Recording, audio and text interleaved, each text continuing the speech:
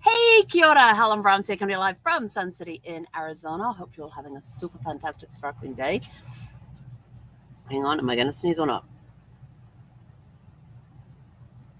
Take a drink of water, see if that helps. Feels better. Welcome to Before the Dirt Nap podcast number 1141. Whew, it's been a few of them.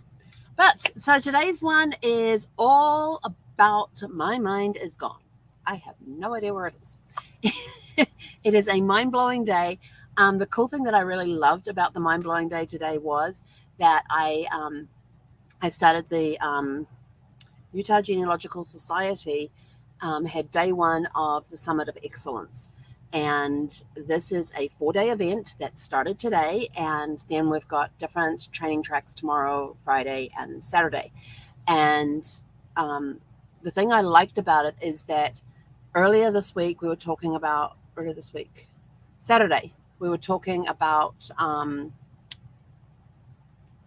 sorry, you're going to have to forgive me. I don't know what's going on in my head right now. It was podcast number 1137, Back to Basics. And the cool part about today was like the open house type day that anybody could come in. It was a free day for those that wanted to come in. And all the courses that they did today were all basic. It was all back to basics. And ever since Saturday at our mastermind group, when I suddenly dawned on me, I need to go back to basics. Everything that I have seen coming through is about going back to basics, back to basics, back to basics. And so today was another one of those back to basic days. So another sign that I've got to go back to basics. So I'm now working when I have a brain, working on a plan to get back to basics, but with the foundation that is already in place. So I have a really good foundation in place. I just need to get back to basics to strengthen that foundation, fill in any cracks, any holes, and just basically shore up that foundation to make sure it is rock solid. And so I'm not having to start from scratch. I'm not starting from the dirt. Some people will find that funny. I did too, for a second. I'm not starting with bare ground. I'm starting with a foundation already in place. We're just shoring it up, making it a rock solid foundation so that we can go and build this corporation of Before the Dirt Nap. So again, back to basics. The reason it was so taxing on me mentally was because they require your cameras to be turned off. Now, I can see both sides of the thing, but when you're somebody like me who shiny object syndrome, in fact, one of our you guys are going to find this funny. One of our classes was called. One of the classes we had today was Avoiding the Rabbit Hole: How to Stay Focused. I saw that one and just cracked up laughing. But because I thought that was really funny, because I am a huge, when I get into genealogy and you get hold of that thread and you just pull on that thread and you're pulling it and you're pulling it and you're pulling it, and all of a sudden there's a second thread joined in and you're like, I wonder what's down. Oh, let's leave these tabs open. So when I'm researching, especially if I'm online, I could quite easily end up, I open a new window and I would easily have about 30 to 40 tabs open in one window, although I have two windows open, 30 to 40 tabs. So I can go back to, this is where I went down this hole. This is where I followed this thread. This is when I followed that thread. So I can go back. I can trace my way back, and then I can find out if there's more information that I need. But sometimes I get down in those little rabbit holes, and it's like, oh, this is really cool. Oh, this resource, that resource. And that was what was really cool about today, is that while trying to stay focused, because my camera was off, when my camera is off, I'm not 100% present. So at this particular conference, they require all cameras to be off during the presentation. And I'm like, for me, that is the worst thing out there, because I know I'm going to be checking. I'm going to be listening and paying attention, but I'm not going to be 100% present, because it's like, oh, that's right. Let me go check this. Oh, I had to change this in my calendar. Oh, I got a new email. I'm all over the place. And that today, I thought, no, we are going to focus today. We are going, and though focus is not a big strength of mine, we are going to be present for this. So mentally, it was a very tough battle. Yes, the information was good. I learned some new resources. That one can do that. Because there's some, like when I go to Family Search, they had the first segment about Family Search. So when I went to that website, I've played in some of their things that they have, the tools that they have on there, but there's some I haven't played in. And I got to see some of those demonstrated, and I was like, ooh, let's go play. And I'm like, no, stay focused. Get present. Be back present. Meanwhile, the brain's going, I want to go play. I want to go play. And the other side of the brain's going, no, we are here. We are staying present for this class. So I had this big mental battle going on every single class, because every time they gave us something, I learned something new. It was like, oh, let's go play, because I wasn't on camera. If I was on camera, I wouldn't have had that issue. But because I was not on camera, I had a huge issue with that today. So mind got blown today because I learned a ton of new stuff. It got taxed a lot today because it was very exhausting to stay present when I wasn't on camera. And it got so bad, I was like, I need a nap. So I went and took a 30-minute power nap, and then got up and got ready to go online, because then I had an online speed networking event tonight, which was pretty cool. It was good. I got to meet some very interesting people, got to make some new connections, got to reconnect with some people who I already have met up with before. And it was just a very fun evening. But by the time, and my camera was on all the time. So I was completely present. And then I get to the end of it and we get off that, and I just went, I'm done. And I'm like, you got to do your live. So after hearing my day, my question for you is that when you've had a day where it's very taxing on your brain, it's a mind-blowing day because of all the information that's coming in, and you've been networking, and remember, I'm an outgoing introvert, how do you, my brain now needs time to recover. So how do you, what is your favorite way to recover when your mind has been blown for the day or has been taxed a lot and you're mentally exhausted? I mean, physically, I could go walk another few laps. Mentally, I'm like, yeah, no, we're done. But I was sort of like, oh, let me go do my, and I said, and Zephyr was like, I want to go out. And I'm like, no, let me go do my life now. And I thought, no, we're going to do this a little differently tonight. We're going to go for a walk first. And it was like, we finished the networking thing just before 7:00. And I thought, let me get the call set up for tonight for like 7:45. That gives me 45 minutes to take her for a walk and come back, kick back and relax for a few minutes before we had to get online. And that's what we did. Was the walk long enough? No. Was Jack Reacher in trouble? Hell yeah.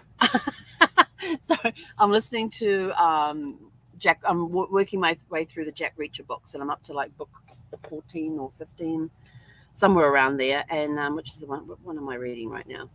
Worth Dying For. And I don't remember which one of the sequence it is. I think it's like 14 or 15, somewhere around there. And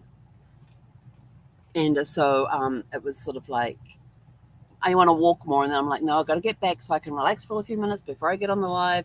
And then I'm sort of like, what am I going to, and my brain is already working on, as soon as we finish this, we're going to go do the dishes. We might do some housekeeping, because I have the physical energy that I need to get rid of. And the brain's going, I'm done. I'm out of here, which means I have to do mindless. I can do physical stuff, not a problem, as long as I do something mindless that doesn't require any thinking. And I'm like, okay, so got my pedometer still on. We can add a few more steps in there by doing stuff up and down the RV, walking around. Zephyr has just had her treats for the night, her 8:00 treats. She got them 15 minutes early. Now she's eating her dinner, and then she's going to want to play. So we'll do some playing / training. Actually, no, training requires thinking. We'll do some playing / training because it's a different part of the brain, and see how we do with that. And we may even make a smoothie because we haven't had our shake today, and I need my shakes. So what techniques do you use to help you overcome a mind-blowing day, a day when you've been in classes and you've had all this new information come in? What do you do to kick back, relax, recharge, the mental batteries, not the physical battery. Well, unless you get physically taxed at the same time. I'm like, I've been sitting all these hours. The cool part is we're doing an hour session with a 30-minute break. Then, and that was the first 2 sessions in the morning. After the second session, we got an hour and a half break for lunch. And then we're back in, actually, I think we might have 3 sessions. 3 sessions this morning. Then we had a 30-minute break between each one. When we got to the end of the third session, we had an hour and a half before we had to go to session number 4. And then we had a 30-minute break, session number 5, 30-minute break, session number 6. Then they had like an hour's break before they had the keynote speaker tonight. And I'm like, damn them having the keynote speaker tonight, because that was not on the schedule that they had sent out to everybody. And so I was sort of like, And the keynote speaker was actually my facilitator at the IGHR back in July. She was my facilitator for the week. And so I really wanted to go and hear her. Thankfully, they are recording everything, and we're going to have availability of these recordings. So I'll be able to go and watch her talk. I can go and watch her talk at a later time and watch it in snippets. I don't know how long the talk was, but I needed to be on the speed networking thing. And so it's been a very, very taxing day mentally. And there were other little challenges thrown in the works just because. And so it's been a very interesting day with that, and I'm looking forward to the training that's coming up over the next 3 days. Like tomorrow, I've got 3 different ways I could go. I could do methodology, which is methodology. I can do writing and storytelling, or I can do European research. And I'm like, I'm kind of looking at the writing and storytelling, because what am I always telling you guys? We've got to tell our stories. We have to tell our stories. So this is a way that as a genealogist, we can help you tell your story. So I'm looking forward to seeing that. And especially when they've got titles like From a Box in the Closet to Treasured Family Memories. I'm like, yes. Even publishing your own family history is in there as well, and breathing new life into your boring ancestors. I'm like looking through my ancestors. Every time I find a new ancestor, I'm really excited. I want to go learn as much as I can about them. What did they do? They were a farmer. Excellent. What did they farm? How many acres did they have? How many hands did they have? And using census reports to fill in those gaps of how many people did they employ? How big was their farms? And these were people that were back in England at the time. And then write and format your genealogy in a research paper. I'm guessing that's what it says. And then how to do oral history interviews. And so I'm kind of like looking forward to all of that. I could go do methodology, but I've done methodology for the last 3 training things in some form or another. And of course, with methodology, it's not only how do you follow the breadcrumbs, it's also writing out your sources every time you pull a piece of information. Where did you get it from? And keeping it in a log. European research, I'm sort of like, yeah, that wouldn't be too bad. But then they're talking about Prussia and Italy, and they got the English resources one in there. But the cool part about these tracks is I can pick and choose which one I want to go, which session I want to go into. So if I get to a session that doesn't sound interesting, I might turn around and go, what else is on? Oh, let's go have a look at that one. So we're not on, like in the other training classes I go to, the other conferences, you're in this training class for the entire week. There's no switching or anything in between. Then on Friday morning, we have DNA. I'm like, yes. Records, and I love this one. Oh my gosh, this one here is so. I'm kind of tossed up between DNA and records. And cultural research is the third one. And I'm like, But everything is recorded. So if I miss one, I can go watch it again. Or if I want to see it, because there's one there that's called Moonshine and Stills, Finding and Archived Records. And I'm like, ooh. And then they're talking about the power of probates, patents, if your ancestor was an inventor, treasures and township records, and let's get lost in the ledger. I'm not sure what that one's about, but that sounds interesting. And then they've got all the DNA ones there as well, with taking your first step with DNA testing. And I've done 3 DNA tests. Organize and mapping your DNA matches, mixing DNA with a paper trail. And the cool part about with DNA and how it works into genealogy is that DNA proves there is a blood relationship. Genealogy proves what that relationship is. So you might say, yes, we're related. We've got all this DNA in it. Okay, how are you related? Huh. Well, we have this many centimorgans and you've got this many centimorgans. That means that we're probably around this. Okay, so then let's go to the genealogy side and research and see exactly where you fit in the tree. Oh, and now you have, not only do you have the DNA to prove the blood relationship, now through the research, we can establish that connection and how the DNA fits into the tree. So that's really cool. I'm really looking forward to doing that. And then they've got testing the limits of your genealogy with DNA. Who is that mystery DNA match? I have a few of those. And then on Saturday, we've got methodology 2, which is probably building on the stuff from Friday. And then we've got online research and immigration and migration. So I'm still, well, the online research one is looking pretty good right now, because the other topics on there, looking at some I have nothing to do with right now, and other ones are stuff that I've done on previous things. And so it's been it's going to be a very interesting few days, and I'm looking forward to it.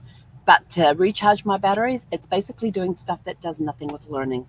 It is kicking back and reading a book. It's going and taking a nap. It's going and taking a walk. It's doing housework. It's doing things that don't require thinking. It really is. That's how I recharge my batteries. When I've had a very taxing day like I have today, it's how I go and recharge is to go and do something that requires no thinking. So housework gets done, the dog gets walked, we just go do the laundry gets the laundry may get done. Oh, there's an idea. The laundry is Sunday's job. I've already got it booked in for Sunday. Got a busy weekend. But yeah, so it's putting those times in there and doing that sort of stuff. So what is your favorite way to recharge a taxed brain when your brain is tired and you're mentally exhausted? How do you recharge your brain? What do you do? Let us know in the comments below. I'm out of here. I've been rabbiting on, and I know I've been rabbiting on, and when I'm rabbiting on, I'm tired. That is, Brad used to say that to me all the time. He said, he'll go, Helen? I go, yeah. He says, go to bed. Well, look at him and go, why? And he says, you're rambling. So I'm rambling. I'm going to go have a super fantastic sparkling evening, and we will be back tomorrow. Actually, that's a really good question. Let's see. Yeah, we'll be back here at 6 p.m. tomorrow evening. So go out, have a super fantastic sparkling evening, and we will catch you guys back here on Before the Dirt Nap podcast at 6 p.m. tomorrow evening. Have a super fantastic sparkling evening. Hei konera.